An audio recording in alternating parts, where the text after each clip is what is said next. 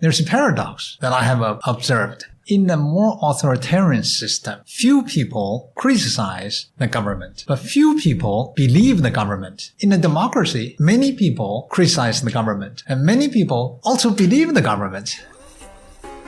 Sounds like they're just saying ching chang chong. My chance new girl watch made in China. We play ping pong ball made in China. Happy belated New Year to everyone. First off, I just want to say how grateful I am to all of you listening out there for your support.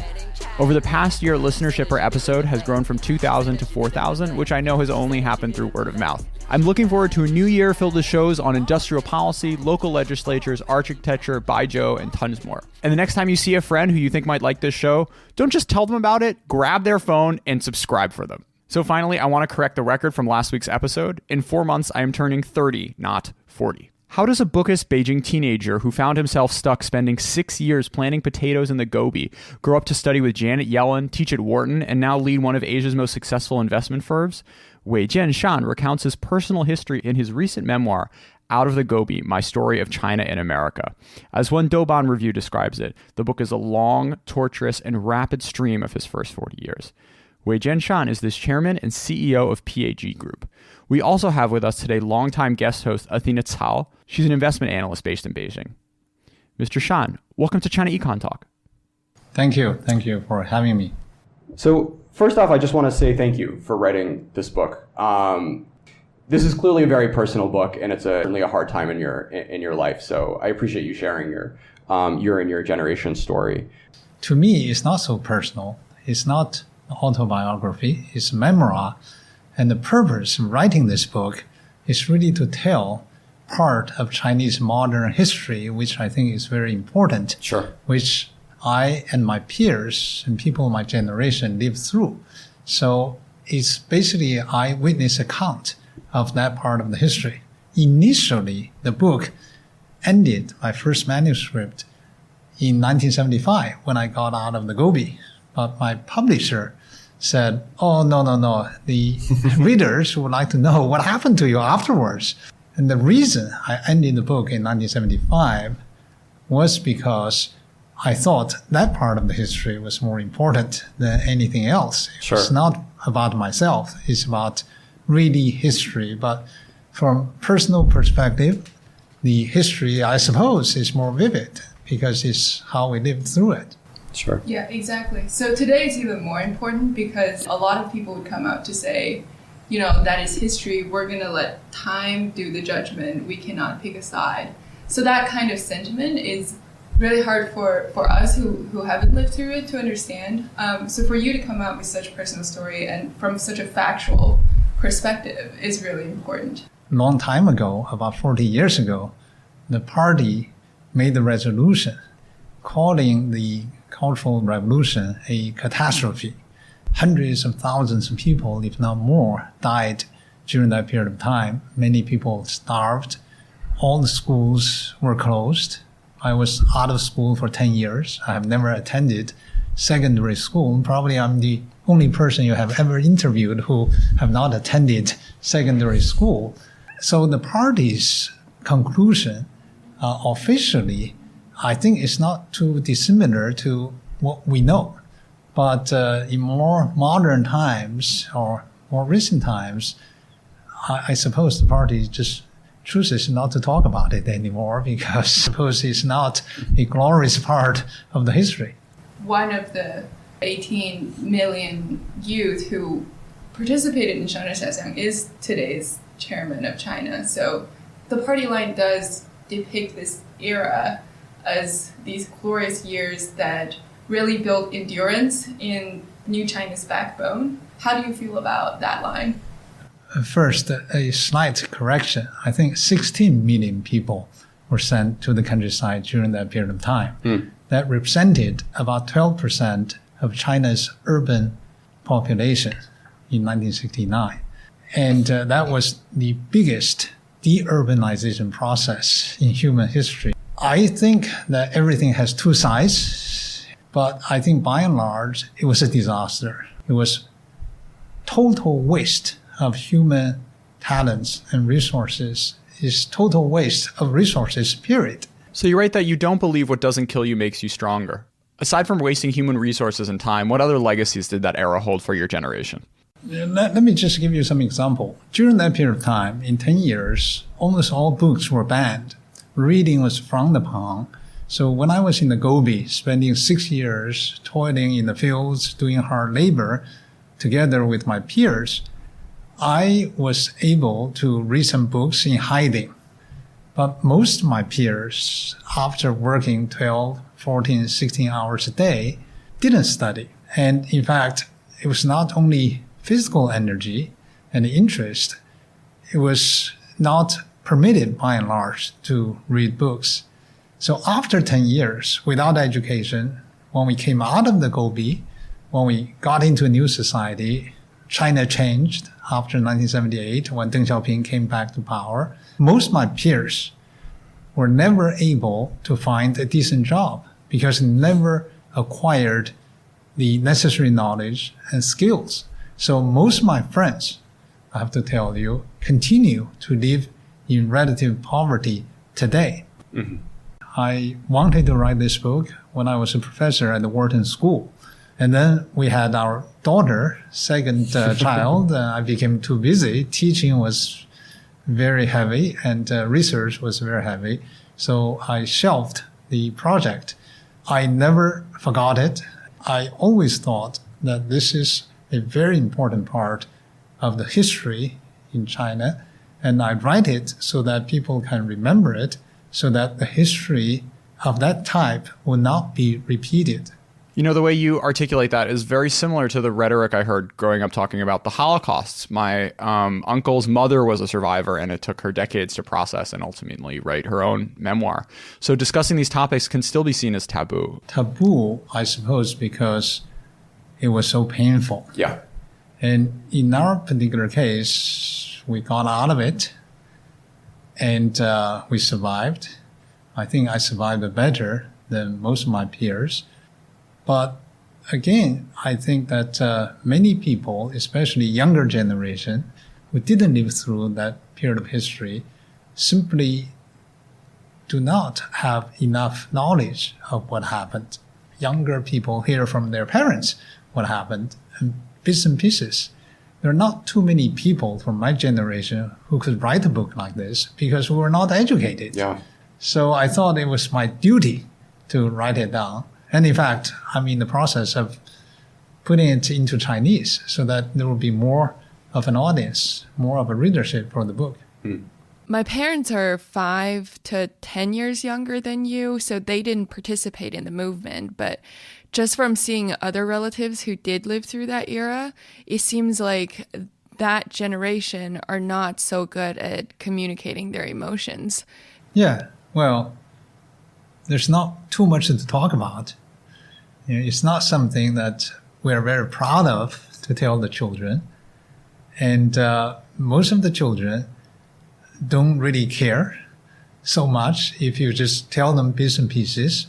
When my children were very little, I kept telling them the hardships that we lived through. Eventually they said, oh yes, we know. Oh. Time has changed. Yeah. I try to tell the story from the perspective of who I was at that time. Yeah. As a teenager. The Cultural Revolution started when I was 12. I was about to graduate from primary school. And I was very happy initially when the school was shut. But I didn't know it was going to be shut for 10 years. So I hope it's vivid enough. I provided historical background, not only in China, but worldwide, in front of each chapters. And the idea is to situate the reader, especially Western reader, into a historical context. Several of the very inspirational characters of your friends who really stuck it out and really showed extraordinary leadership at such young age despite the very harsh surroundings. But I imagine most of your peers didn't have such positive sentiments at the time. I suppose the better way to describe it is everybody is resigned to our life over there. We were told when we got to the Gobi that we should take root in the Gobi and spent the rest of our lives over there. So there was no hope of getting out. It is the sense of despair, the sense of hopelessness, the sense that you will have to spend the rest of your lives here in this God-forsaken place, Gobi, so desolate. That really makes it very hard. But so was the fate. Yeah. You were sent over there, and there was nothing that you could do about it. So we didn't spend our time being miserable every day, being sad every day. We try to entertain ourselves, try to encourage each other, try to help each other. That's more important. How many times, I don't remember, my friends helped me when I was really in difficult situations, sometimes giving me some food, sometimes giving me a piece of clothes when it was very cold. So we really built a very strong bond, which has lasted to this day. It's interesting. We're in the early generations founding Israel. We're also going to a desert and trying to farm. But, obvious differences in that it was voluntary. And it was, I think, like the level of commitment to the ideology was much stronger, and also just like the amount of freedom that the young people had. Yes. In that time. If you think about it, the early immigrants to Israel, many of them had socialistic ideals, Totally. Especially those from Eastern Europe, especially those from Russia. And the difference between kibbutz and the People's Commune is that for the People's Commune, it was mandatory. Yeah. And for kibbutz, it was voluntary. You're free to leave, and you're also free to live there, Yeah. right? So You get some market forces in action, right? Right. But with your feet. And with the freedom, and you don't feel bad at all. In the Middle East, by and large, it used to be fertile, part of the Fertile Crescent.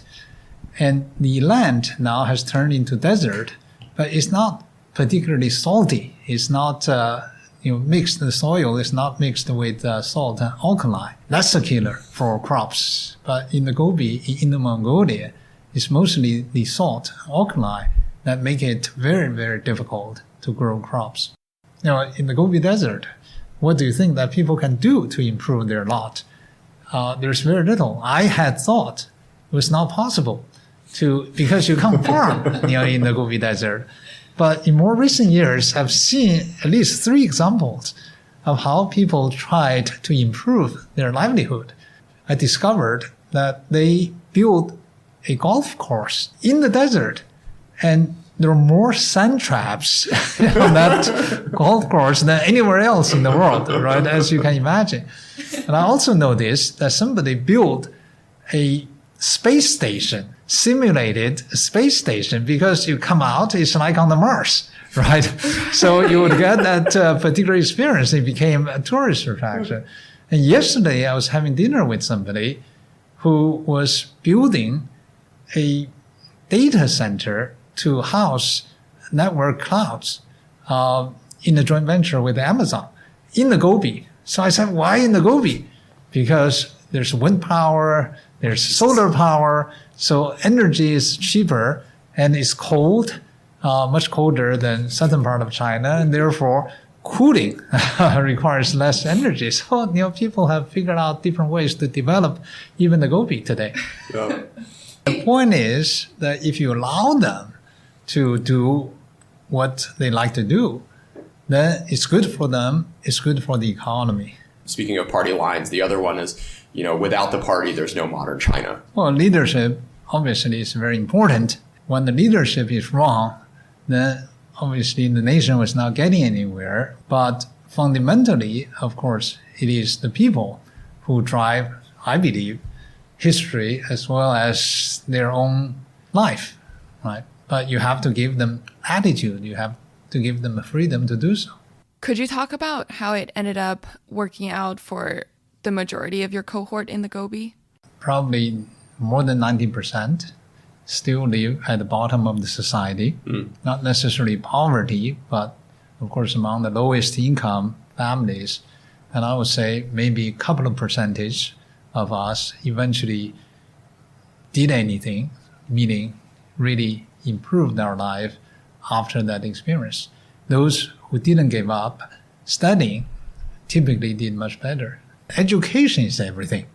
I mean, think about it. If you had never been to secondary school, even in an advanced country, a developed country like the United States or anywhere in Europe, if somebody just had a primary education, how far can you get in society? You can get a manufacturing job, perhaps, but if there is any shift in the growth model that is away from manufacturing to consumption, typically is the least educated who have no mobility. So one key development was that the party ended up using an election model to decide who gets to go to college, which ended up being your ticket out. Why do you think the party would use such democratic concept? It's not entirely a democratic Right. concept. I think Mao had this idea for many years, even before the Cultural Revolution, that the exam system was not necessarily fair. And he described the exam system as surprise attack on students. And he gave examples of how successful emperors in Chinese history didn't necessarily get a good education. Those very well-read emperors were not so successful. So he had this idea that you should get some practical experience, and then the multitude, the masses, would be able to recognize talents and recommend talents to colleges. That was very ideal. In practice, of course, it didn't really work at all. So back in, I think, 74, we started to have this system of recommending students to college when college resumed. It was the year, I think, Deng Xiaoping was brought back to power. And so the idea is that wherever you work, the people around you would select who should go to college. In practice, I would say in the vast majority of the cases, it was the bosses who decided, and therefore backdoor connection, whether or not the bosses like you, would make a difference. In our particular place, we were eventually lucky. Initially, it was the same way that the bosses picked the candidates. We revolted a little bit, and eventually the leadership deferred to a system that we were able to cast votes. So fast forward a few years, you go to university in China, end up getting selected on a scholarship to move to the U.S., study. I took exams, and that's how I was selected. Yeah. So when I moved to the U.S. for the first year as an exchange student, Which year? 2010. So in 2010, I set foot in America for the first time, and I had a host family because I was an exchange student. My host mom looked at me and said, "You're so skinny. Were they starving you in China?" So I think she got this idea from your generation, because when you guys moved to the U.S., you were indeed starved. But today, these kind of stereotypes aren't so much true anymore. So what do you think are some of the important stereotypes that no longer hold true today? Well, I suppose with so many exchange programs since about 40 years ago. By the way, this year is the 40th anniversary of the establishment of formal diplomatic relationship between China and the United States. So at the time when I first went to America, I remember people telling me that to tell children to eat, they would say, think about the starving people in China. Yeah. So in fact, there's actually, it was not stereotype. It was quite true. In many parts of China, including for ourselves working in the Gobi, we did starve. But of course, China has changed a great deal. At the time, China's per capita GDP or income was about $150 when American GDP or per capita GDP was about $20,000. And today, China's GDP per capita is about $10,000, still about 1/5 or 1/6 that of the United States, but it's a big increase. And China is very noticeable. You know how many Chinese tourists go abroad every year? About 150 million. Right? So if you go to Japan, you find many tourist sites now have Chinese. You go to Paris, go to Louis Vuitton, I was told by my wife that many shop assistants speak Chinese. Yeah. So I think in America, you feel the same thing. Today, as you know, there's significant tension in U.S. China relationship. When the door first opened, there was hardly any trade between China and the United States. Today, both countries are the largest trading partners of each other. But today, there's a trade war going on. Yeah. So there's some serious concern and nervousness, I suppose, on both sides with regard to this relationship, especially those who are caught in the middle of this economic tension between the two countries, such as investors, such as exporters, on both sides. So you just brought up the trade war, and we've talked about reform and opening up, but there's still a large state influence in much of the economy today. How viable do you think the China model is? I actually don't know there's a China model. What is China model? If you think about government control of economic activities, then you should know that 40 years ago, when we first got out of the Gobi, or before the opening up, before economic reforms, that was China model. All economic activities were controlled by the government. So where was China then economically? It was among the poorest countries in the world. Right? China at the time had an agricultural population representing about 83% of the entire population. And that was about China's population at that time, I think it was about 800 million. So 83%, more than 600 million farmers. American agricultural population was about less than 5% of the entire population. And that gives you some idea how backward China's economy was. It was mostly agrarian, and we couldn't produce enough to feed ourselves. That was the old system.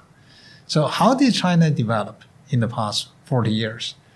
It's by abandoning the old system. It's by going into a market economy.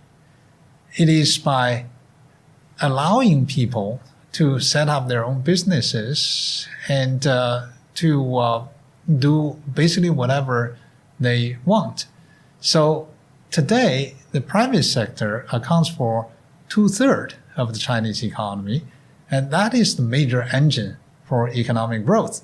The state-owned sector remains very massive, but they're also very inefficient. And therefore, I think the future for China's continued economic growth is really further reforms to reduce the weight of the state-owned sector and to really develop the private sector. I'm not sure everyone working in government in this city necessarily agrees with that perspective. I mean, everyone, we have Made in China 2025. We have more and more sort of industrial policies trying to build up certain parts of the state-owned economy. So I'm not suggesting that the government doesn't have a role to play in economic development. For many of the infrastructure projects, the private sector typically would not be able to do them. If you build a high-speed rail system, I don't think the private sector will be able to do it. China has probably 80% of the 100 longest bridges in the world. Those things are necessarily done, I think, by the government. And to their credit, they have done a lot of it. But I think in competitive industries, there is not much of a role for the government.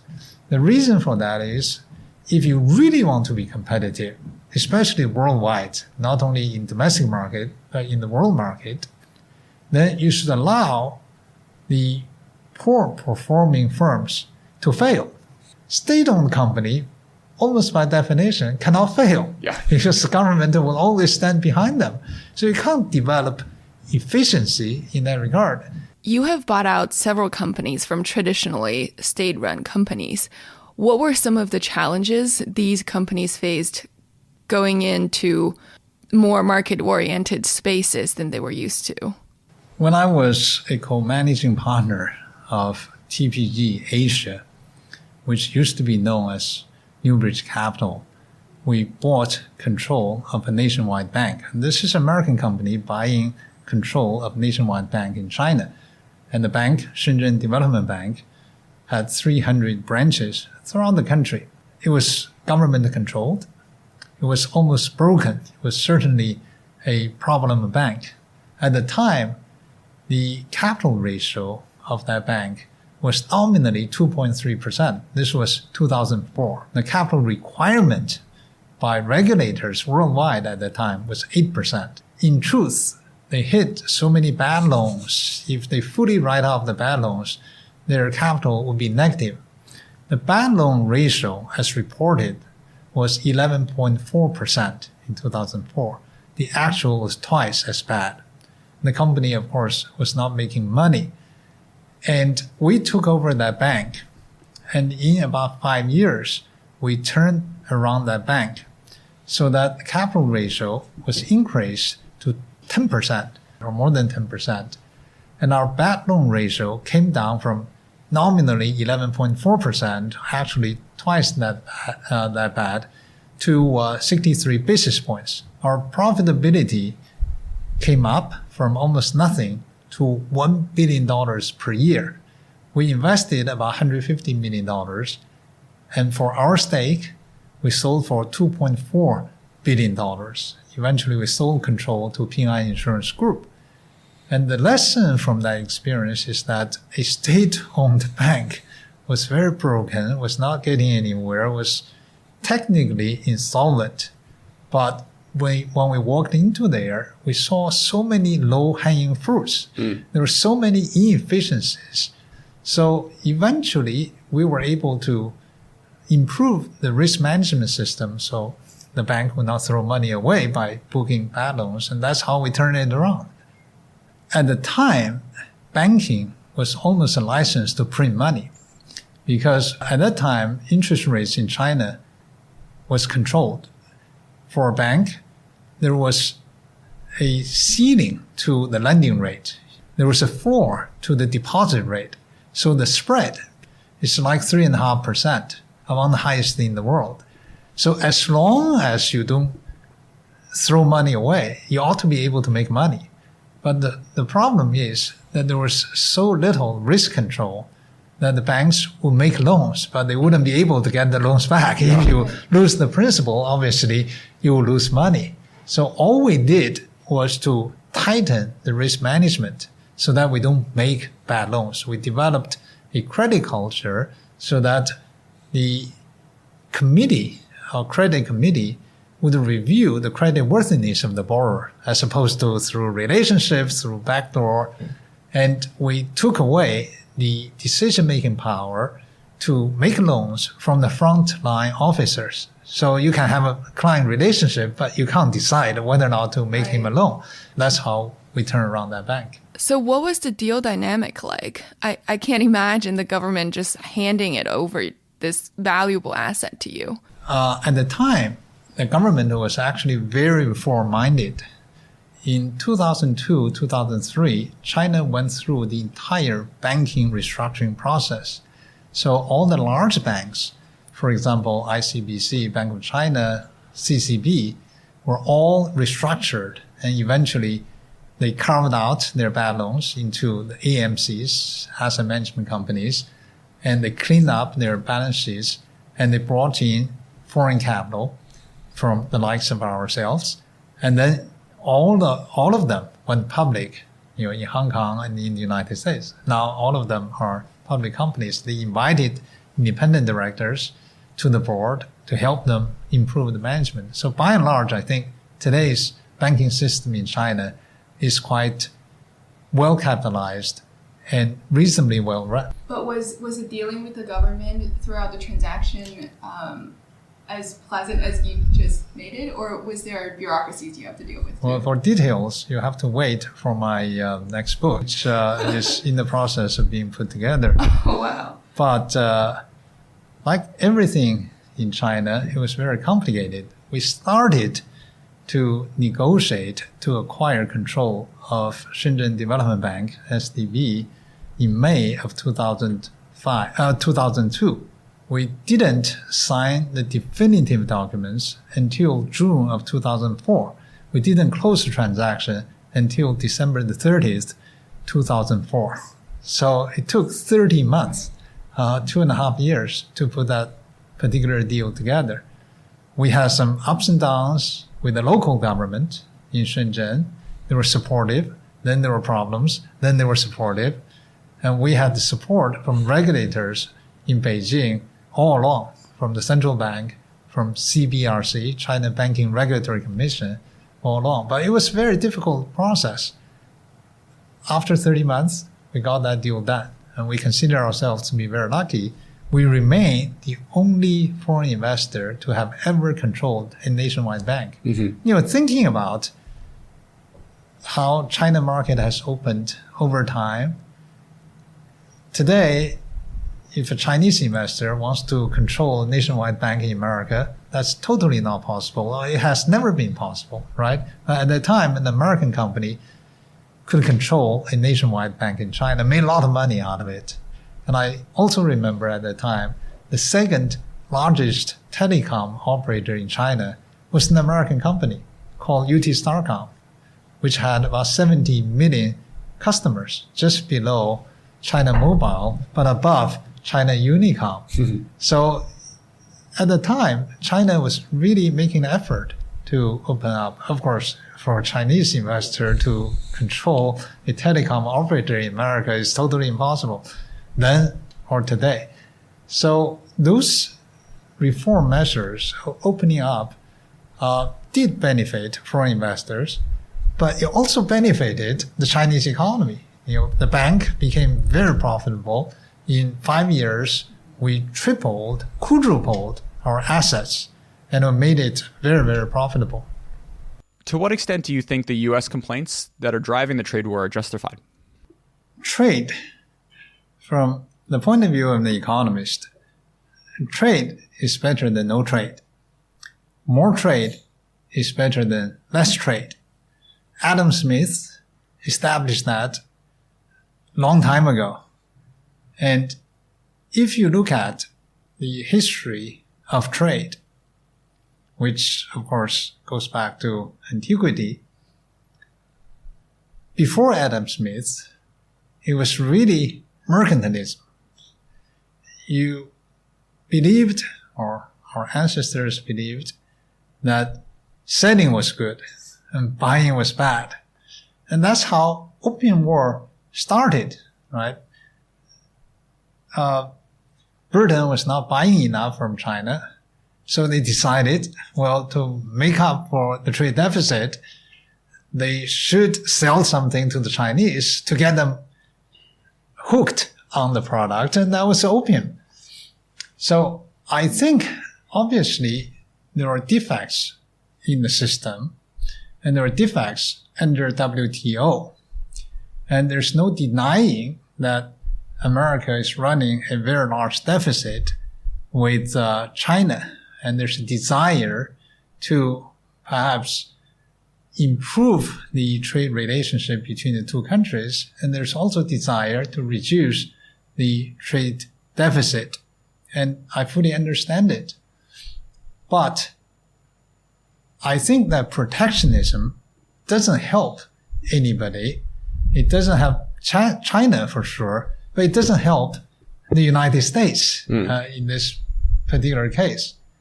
And if you think that the trade practices are unfair, that is exercised by China, then you will have to look at China's trade relationship not only with the United States, but also with other countries. If you look at the 10 top trading partners of China, one of which you can take out, that's Hong Kong. So Hong Kong is considered part of China. But the other 9 top trading partners, United States is the only one running a very large trade deficit. And the others, including the Western allies of the United States, including Germany, Korea, Japan, Australia, they all run a very large trade surplus with China. So if you say the trade practice is unfair, how come all these other countries are running a big trade surplus with China? And if you look at the true cost from the point of view of any economist of a trade deficit, it really has to do with spending more than you, certainly more than you save, but it is basically expenditure, domestic expenditure, including consumption, including investments, exceeding GDP. In the past 20 years, America's domestic expenditure has always exceeded GDP by anywhere between 3% and 6%. And when American economy is very hot, the trade deficit goes up because spending goes up. Yeah. The time when American trade deficit has come down is 2008, in the middle of financial crisis. Yeah. It came down from 6% to 3% of GDP. So that's the root cause of trade deficit. Yeah. And very few people recognize it. And I wrote an article published in the current issue of Foreign Affairs entitled Unwinnable Trade War. And I provided all the data to analyze this. And I think that it will be good for the two countries to reach some kind of a trade agreement. And I think it would be good for China to open up further to American products. In fact, my thinking is both countries should simply remove all trade barriers and have equal access to each other's markets. And that would be the best. But I think on China's side, the criticism is very justified against subsidies to state-owned companies. Yeah. And I think that China, for its own benefits, should engage in economic reforms, as we discussed, to downsize its state-owned sector and to open up the market even further and to provide better protection for intellectual properties, all of which will be good for China's trading partners, not only the United States, but all the other trading partners in the world. All of them will be good for China as well. Hey listeners, Jen here. I run SupChina Direct, SupChina's consulting and expertise marketplace. We help you solve all your China business problems by connecting you with China leading experts and consultants in China and around the world. A client of ours is a New York-based fintech startup focused on the peer-to-peer lending space. You may have even read on SupChina.com in our recent article called The Final Meltdown, P2P in China in 2020, that the space essentially is under severe regulatory duress. Nonetheless, our client knows that the second largest economy, and one day inevitably to become the first largest economy, she cannot ignore the China P2P market to achieve true global success. So after learning about her specific needs and objectives, SupChina Direct paired her with a Hong Kong-based financial services consulting firm that was first able to provide a top-down view of the industry and competitive landscape. Following that, we connected the client to a Shanghai-based executive, formerly a VP at China's largest fintech startup, who facilitated on-the-ground meetings with regulators, peer organizations, and also introduced her to her first China-based hires. If you've got aspirations or challenges related to doing business in China, SupChina Direct will help you identify and vet qualified consultants. Our network of professionals and experts cover all industries, all functions, and all regions within China. Don't waste another day in looking for the right support. You can find it now at supchina.direct.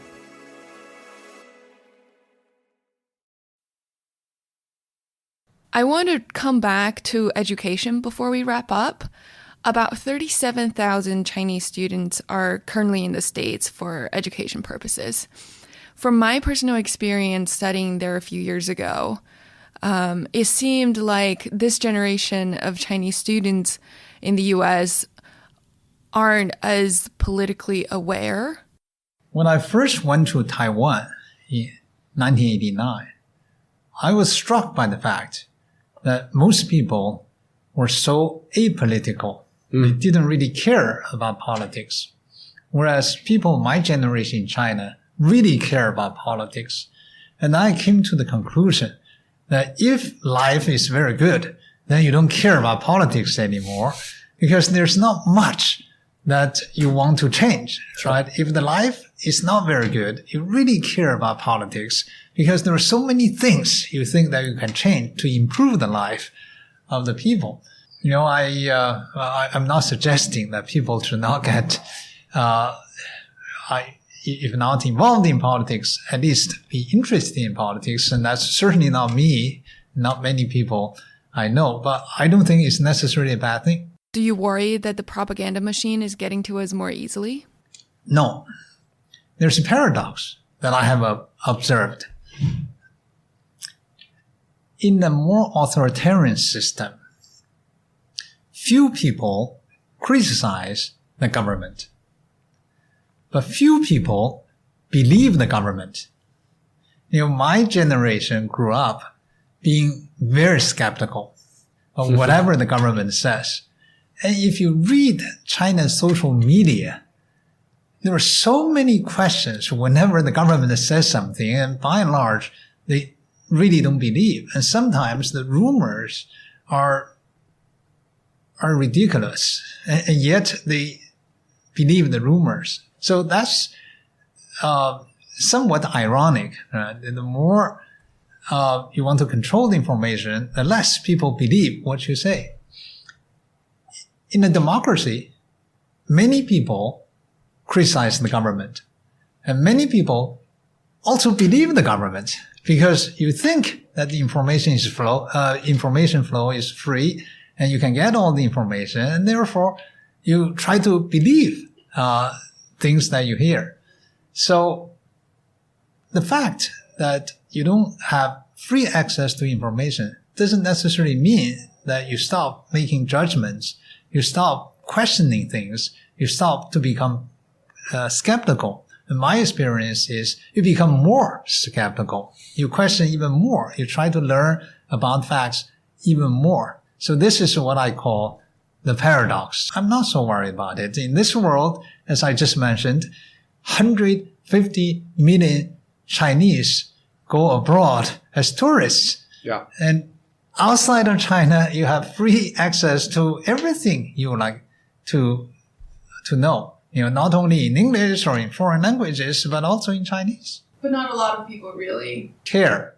Which is not necessarily a bad thing. Not everybody is politically conscious. Not everybody cares. It doesn't really matter. You know, if they're happy with their lives and if they really don't care about politics, I consider that to be a sign of social progress as opposed to be a real problem. But the elite would care. So you just mentioned when young people are not happy, they tend to care a lot about politics. Well, you've been living in a city for the past few decades that has seen a real protest-led movement. How does your experience inform your views on the current issues around Hong Kong protests?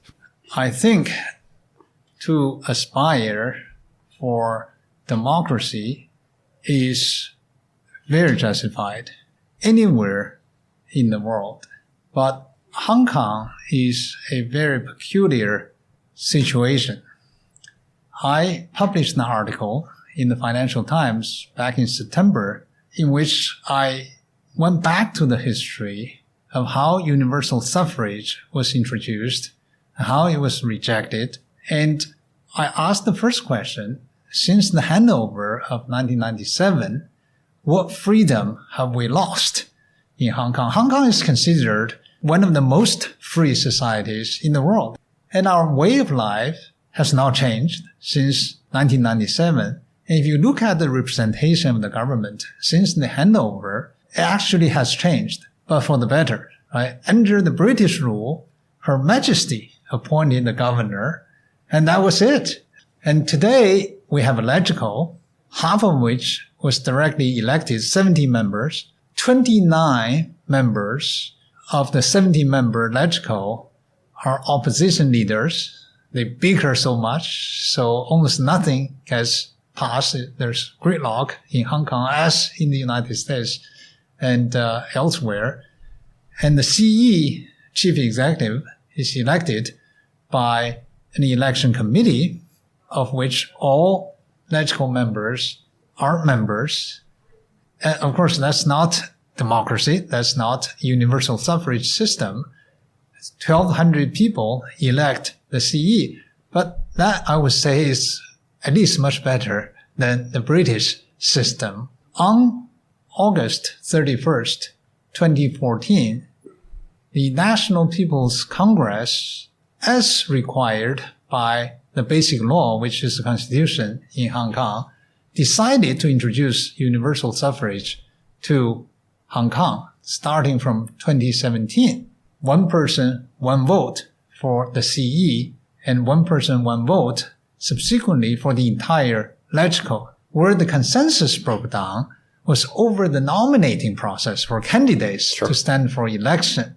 The NPC's decision was for the nominating committee to nominate the candidates by a majority vote. But the opposition said no, because the majority are pro-Beijing and want everybody to be able to stand for election. The government eventually compromised to adopt the so-called election reform package, or to democratize the nomination process by, number one, to reduce the representation of certain sectors which are known to be pro-Beijing, such as farmers and fishermen, in the nominating committee. Number two, to allow minority votes to select the candidates as opposed to requiring a majority vote. And number three, to allow at least one member of the opposition to become a candidate. In spite of that, the package was vetoed by the LegCo, by the Pan-Democrats. I thought that was a huge mistake, because the policy of the opposition was all or nothing. Either you give us a perfect, true democracy system, or we just want to keep the status quo. We just vote down this particular package. Now, if you look at the history of how China has opened up over time, you would find that the door was opened a crack initially, and then it gradually opened more and more. You should allow the door of democracy to open, and then you fight to open it wider and wider. To keep it shut, I think is a huge mistake. I think that what started as a protest, peaceful protest against extradition bill, eventually turned into violence, destruction of properties, and chaos. The radicals targeted anybody they don't like and anybody disagreeing with them, including anything related to the mainland, anybody speaking Mandarin, Bank of China ATMs and branches were destroyed, set on fire. One person, Annie Wu, said publicly, this was the owner, partial owner of Maxim Group, said, this extreme actions are not representative of Hong Kong. And then all her shops were smashed, even though the company is 50% owned by Jardines, 150 of them. Starbucks are smashed. When the Prime Minister of Singapore said something about Hong Kong, then Development Bank of Singapore's branches are smashed or sprayed with graffiti with curse words against the Prime Minister. So this kind of extreme behavior, violence and destruction of properties remind me very much of the Cultural Revolution, when Regards did similar things in the name of revolution. And now the black shirts, the radicals, do it in the name of freedom and they both claim very high ideals, but they should understand that freedom is to allow everybody to speak. And I remember that Evelyn Hall said, a British author said to Voltaire at one time, I disapprove what you say, but I will defend to death your right to say it. And that's the true meaning of freedom.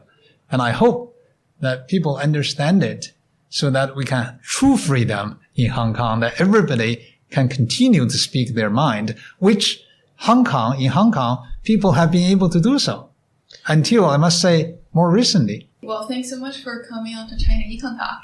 Well, thank you very much for having me.